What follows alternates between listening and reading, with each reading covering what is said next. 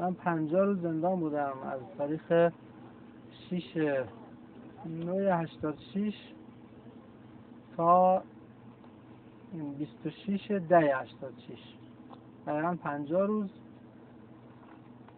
بعد به شما عرض کنم که حالا این که میگید چه فرصتی بود، برای من خیلی عالی بود. یعنی من خودم یکی از بهترین دوران زندگی خودم رو این 50 روز میدونم، چون هم تجربه خوبی بود، به حال اولین تجربه من بود اینجور شرایطی و آدم خودش رو محک میتونست بزنه که تو اینجور شرایطی چجوری میتونه تحمل بکنه و ظرفیت خودش رو بالا ببره و هم رویه خودش رو میشناسه، صبر خودش رو میتونه محک بزنه.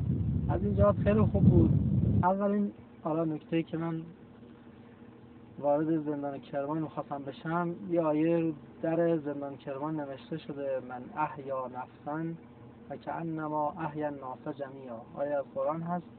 بعد این خیلی برای من جالب بود، یعنی همین که این آیه رو دیدم برام جلب توجه شد، احساس کردم یه جورایی خلاصه توجه منو جلب کرد.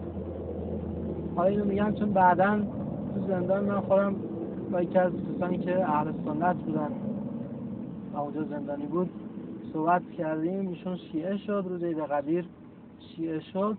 احساس کردم اون من احیا نفسا فکأنما احیا الناس جمیعا به این موضوع برخورد کرد، یعنی اون حالتی که من جلب توجه برام شد و احساس کردم یه جرقه زد برای من. حالا شاید یکی از مصادیقش همین بود که اونجا یکی از اهل سنت با صحبتایی که با هم میکردیم شیعه شد. بعد از در زندان که وارد شدیم، اون در اولی باز بالای سردر اصلی که در واقع از اونجا به بعد دیگه ورود و خروجش آدابی داره و به سادگی نیست، اونجا بالاش یه جمله از حضرت امام نوشته بود، برای من جالب بود، من یادداشتش کردم و اون این بود که بالاترین زندان ها زندان نفس است و این زندان ها برای آزادی از زندان نفس است.